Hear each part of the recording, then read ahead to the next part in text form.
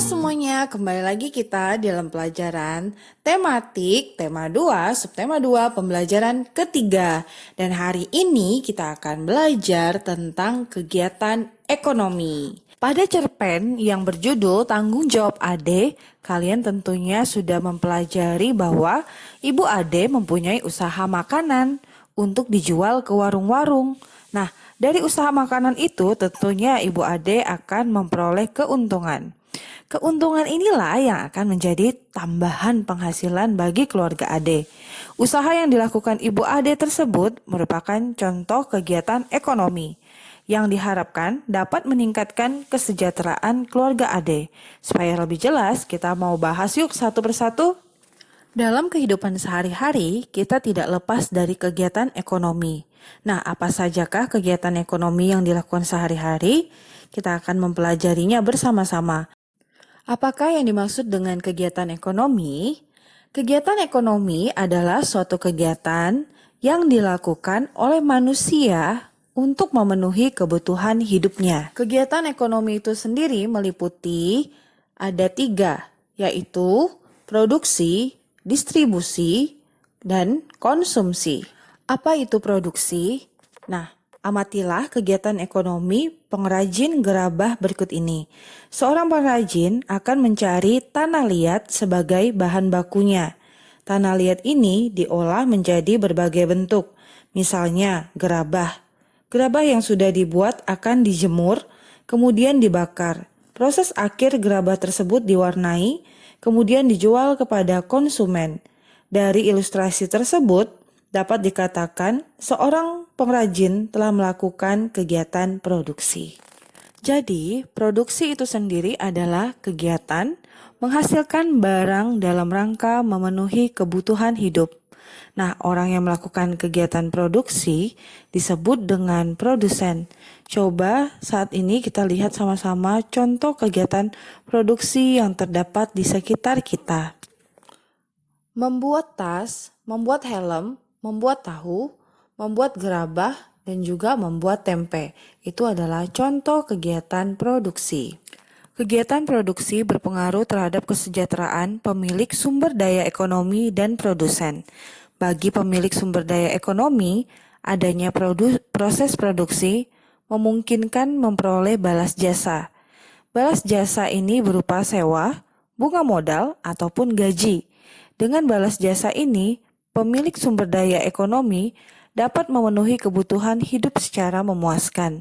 Sementara itu, bagi produsen, adanya proses produksi menyebabkan produsen memperoleh keuntungan. Selanjutnya, keuntungan tersebut digunakan untuk menjaga kelangsungan usaha dan memenuhi kebutuhan hidup. Ini dilakukan dalam upaya mencapai kesejahteraan hidup. 2. Distribusi. Setiap hari kamu makan dan menggunakan pakaian. Bahan makanan tersebut dihasilkan di suatu daerah tertentu. Pakaian juga diproduksi di daerah tertentu. Untuk mendatangkan bahan makanan dan pakaian diperlukan kegiatan penyaluran. Kegiatan inilah yang disebut dengan distribusi. Jadi, distribusi adalah kegiatan menyalurkan hasil produksi dari produsen ke konsumen.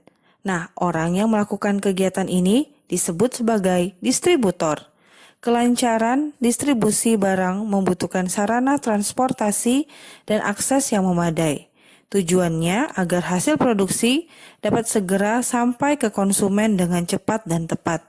Oleh sebab itu diperlukanlah transportasi darat, laut, dan juga udara.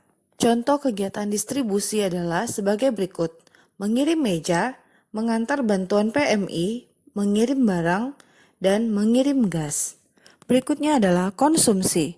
Perhatikanlah aktivitas teman sekolah ketika waktu istirahat. Pasti ada yang jajan di kantin, ada pula yang makan bekal dari rumah.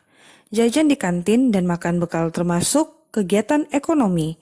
Tidak hanya menghabiskan barang, kegiatan yang dapat mengurangi nilai guna barang juga termasuk kegiatan konsumsi. Misalnya, kamu mengenakan seragam dan sepatu. Konsumsi dapat diartikan sebagai kegiatan menghabiskan atau mengurangi nilai guna barang dan jasa untuk memenuhi kebutuhan hidup. Orang yang melakukan kegiatan konsumsi disebut konsumen. Berikut merupakan contoh kegiatan konsumsi: minum jus, cuci tangan, mandi, makan buah, dan beli bensin. Untuk mengonsumsi barang atau jasa, masyarakat mengeluarkan pengorbanan tertentu. Pengorbanan dapat berupa uang atau waktu. Dengan mengonsumsi barang atau jasa, masyarakat berusaha memperoleh kepuasan optimal. Ini dilakukan untuk mencapai taraf hidup sejahtera. Nah, bagaimana dengan kalian? Apa sajakah jenis kegiatan produksi, distribusi, dan konsumsi yang ada di lingkungan sekitarmu? Ayo isi tabel berikut ini pada halaman 79 buku tematik kalian masing-masing. Anak-anak silakan menuliskan 5 contoh produksi, distribusi, dan juga konsumsi. Terima kasih. Sekianlah pelajaran tematik hari ini. Kiranya Tuhan memberkati kita semua. Sampai jumpa. Bye.